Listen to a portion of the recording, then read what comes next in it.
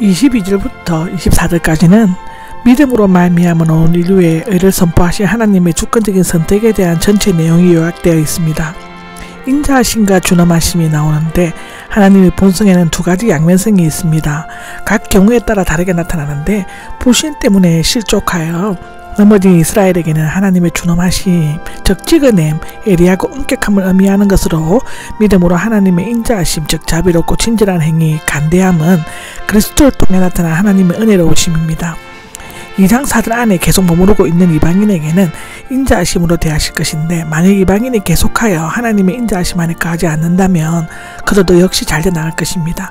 모든 문제는 만일에 달려있는 것이죠. 그런데 만일 다시 접붙여질 것입니다가 나옵니다. 잘내신 가진 불신앙의 이스라엘도 회개하여 하나님께로 돌아오면 하나님은 그들을 다시 불려드릴 수 있습니다. 즉 다시 하나님의 백성으로 만들 수 있는 주권적인 능력이 있으시다는 것이고 여기에 하나님의 은혜가 있고 이스라엘 소망이 있죠. 당신이 본래 더 쉬운 일이 있겠습니까? 라고 질문하는데요. 이방인이 구원하는 것과 이스라엘이 구원을 받는다는 것은 감림나무 비유를 통해 요약 정리가 되어 있습니다. 하나님께서는 이스라엘의 불신앙을 인하여 그들을 전체적으로 제쳐놓고 믿는 모든 자에게 의를 확대시키고 이방인을 아브라함의 영적 줄기에 접붙이기로 결정하셨습니다. 그러므로 이스라엘 이 배척을 당하게 한 원인이 될 불신앙이 제거되면 하나님께서는 이스라엘 백성 즉 원가지들을 그들이 원래 속해 있던 영적인 줄기 즉 그들의 자신의 감림나무에 도로 접붙일 수 있으며 또 그렇게 하실 것이다 하는 것입니다. 그리하여 언젠가 이스라엘은 그리스도께 돌아올 것이고 유대인과 이방인 모두가 축복의 영역에 포함되어 그리스도의 몸에 참여하게 될 것이다 라고 에베소서 2장 11절에는 말하고 있습니다. 본래 야생이 나오는 것을 직역하면 자연 그대로인 것입니다. 야생의를 의미한다는 잘 가꾸어지는 자연대로의 이것들이지만 재배된 것, 잘 가꾸어지는 의미하고 있는 것 같습니다. 이게 똑같은 자연을 따르는 의미이지만 전자는 이방인을 후자는 유대인을 가리키고 있는데 그것은 본성을 거슬러 즉 자연에 반대하여와 대조를 시키기 위한 것입니다. 다시 말하면 야만인이 이방인이 하나님의 백성이 되는 것은 자연의 법칙을 거스르는 일이며 그것에 비하면 하나님의 백성 이스라엘 민족의 회복이 더욱 훨씬 쉽고 더 자연스럽다는 것이죠. 25절에서 36절까지는 이스라엘의 회복과 구성의 완성을 얘기하고 있습니다. 지금까지 인류의 구원사를 전개하다가 이방인 그리스도인의 자랑을 경계한 바울은 마침내 이스라엘의 구원에 대해 결정적인 마무리를 짓고 있죠. 이스라엘의 구원은 곧 전 인류를 구원해가는 하나님의 신비인 것입니다. 여기 형제 여러분이 나옵니다.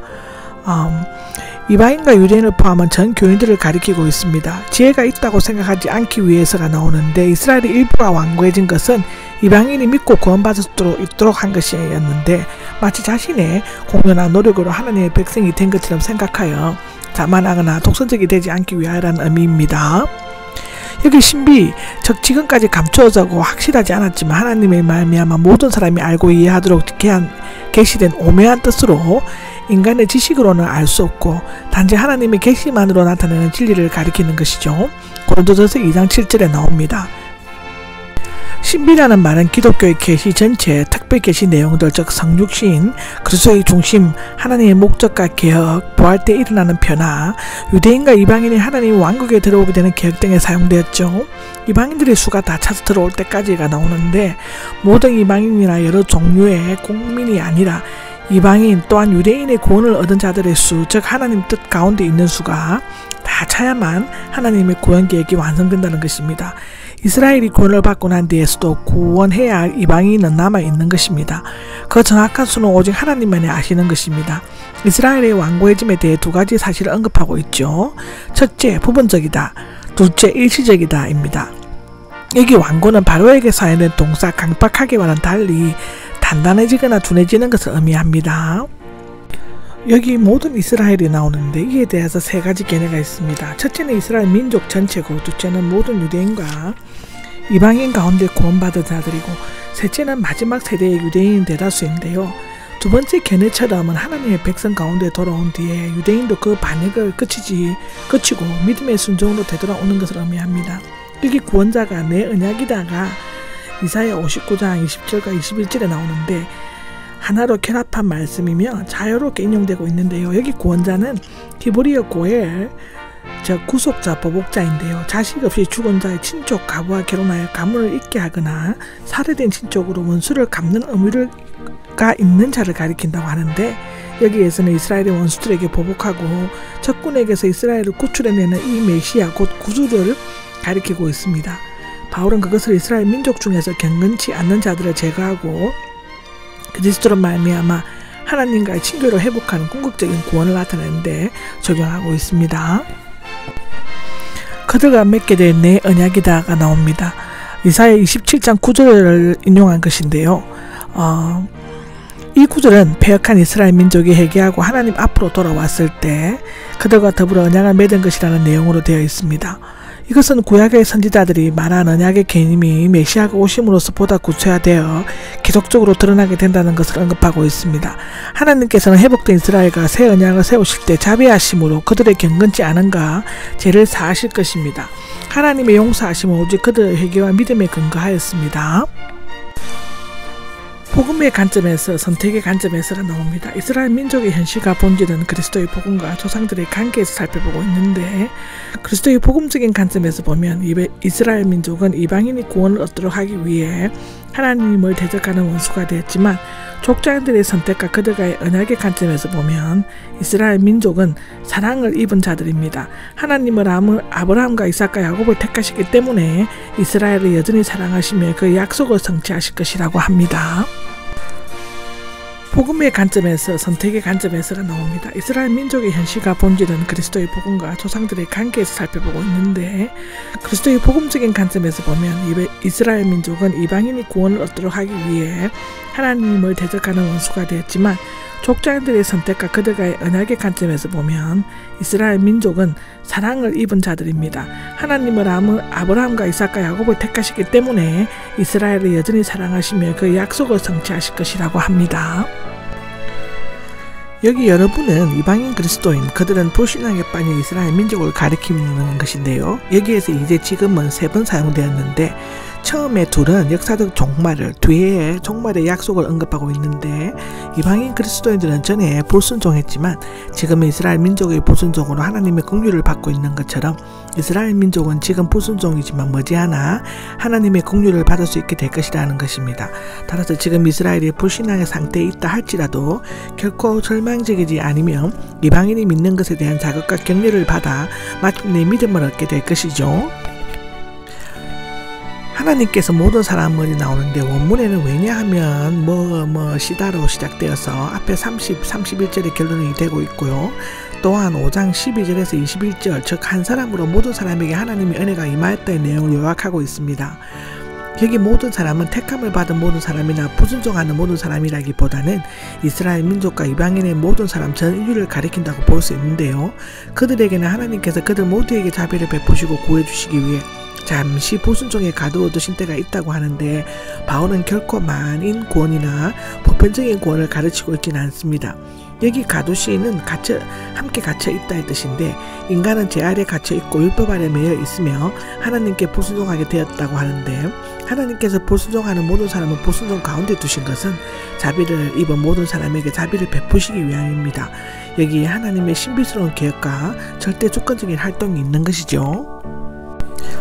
33절에서 36절까지는 지금까지 인류의 구속사를 논의한 바울은 이스라엘 불신앙에도 마침내 하나님께서 모든 사람을 구원코자 하시는 경륜의 한 단계에 지나지 않는다는 사실을 알고 하나님의 지혜와 위대함에 압도되어 놀라움과 경외함에 사여 자연스럽게 찬양이 터져 나오고 있다는 것입니다. 오 하나님의 부유한 지혜와 지식의 기쁨이여라고 나오는데, 여기 깊도다 하나님의 지혜와 로 번역하기도 하지만 부요와 지혜와 지식의 기쁨이여라고 번역하는 것이 더 근위적이라고 합니다. 여기 부요는 풍성함을 강조하는 말이며, 하나님의 부요는 그리스도, 영광, 은혜의 풍성함인 것이죠. 여기 부요는 35절에서 36절, 지혜와 지식은 34절인데, 지혜와 지식 둘이 함께 서 있는 곳은 이곳과 고린도전서 12장 8절, 골로새서 2장 8절 뿐입니다. 지혜는 영원하고 높고 넓고 깊은 실제적인 지식이고, 하나님의 마음에 있는 목적인 것이죠. 지식은 감각적 사물이고 성취해야 할 일이며 진리와 실제를 깨닫는 것이고 하나님의 목적을 달성하기 위한 사용되는 방법입니다. 여기 기쁨이에는 깊은 우물과 같고 그 물을 모두 길어 올려 이해할 수가 없다는 것인데, 바울은 하나님의 선택과 은혜가 자비하심의 높은 복원에 있어서 하나님의 지혜와 지식을 깊이 묵상할 때 골짜기 밑으로 무한히 내려가 있는 인간의 유치한 이성과 보잘것없는 지식의 상태를 다시금 뼈저리게 느꼈을 것입니다. 여기 판단은 정죄나 마지막 심판이 아니라 인류, 특히 이스라엘 민족에 대한 하나님의 섭리나 계획을 가리키고 있죠. 여기 길은 하나님께서 작성하시거나 행하시는 방법과 자세를 가리키는데, 유대인과 이방인에 대한 하나님의 계획과 작정은 제한적인 지식을 가진 인간들에게는 측정할 수 없으며 주님께서 우리에게 말씀으로 주신 것 외에는 알 수가 없다고 합니다. 그 한계를 넘는 하나님의 무한대적 세계는 알 수 없을 뿐만 아니라 알려고 하면 미궁에 빠져 헤어나오지 못하죠. 세 가지 질문이 제기되고 있습니다. 여기 누가 주님의 마음을 알았습니까? 라고 나오는데요. 이사야 40장 13절의 인용인데 고린도전서 2장 16절을 참조하시기 바랍니다. 여기 마음은 히브리어 원전에는 루아흐로 되어 있지만 70인에게는 마음으로 번역하고 있고, 주님의 마음은 하나님의 마음 깊숙한 곳에 있는 절대 지식이고 상대적인 지식을 가진 인간은 헤아리거나 알아낼 수가 없다는 것입니다. 여기 두 번째 질문은 누가 주님의 조언자가 되었습니까? 라는 질문인데요.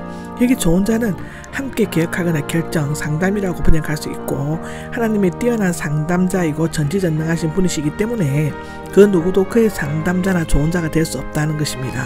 욥기 36장 22, 23절을 보시면 됩니다. 여기 유한한 자, 무한한 자를 파악하지 못하면 나오는데, 하나님께서는 자신을 낮추어 계시해 주시는 부분만을 우리는 알 수 있는 것이죠. 세 번째 질문이 나옵니다. 누가 먼저 받을 수 있겠습니까? 근데 욥기 41장 11절을 인용한 것이죠. 만물을 지으시고 우주를 행하시는 하나님은 모든 피조물에게 역할과 사명을 나누어 주었으므로 인간이 하나님께 무엇인가를 드려 축복을 받을 수 있다고 생각하는 것은 어리석은 일인 것입니다. 왜냐하면 돌아가기 때문입니다고 하는데, 앞절의 이유를 설명함과 동시에 성령이 더 나아가서 교리편의 1장과 11장의 전체의 결론적 성령이라고 할 수 있는데요. 하나님이 모든 것, 즉 만물의 시작과 가정과 끝임을 과거와 현재와 미래와 연관시켜 설명하고 있습니다. 하나님은 창조하셨기에 과거에 때문에 만물의 기원이 되고 생성과 발전 주관하시기 때문에 현재이죠. 때문에 만물의 동인이 되시며 마지막 심판을 선포하시기 때문에, 즉 미래죠, 만물의 목적이 되신다는 것입니다.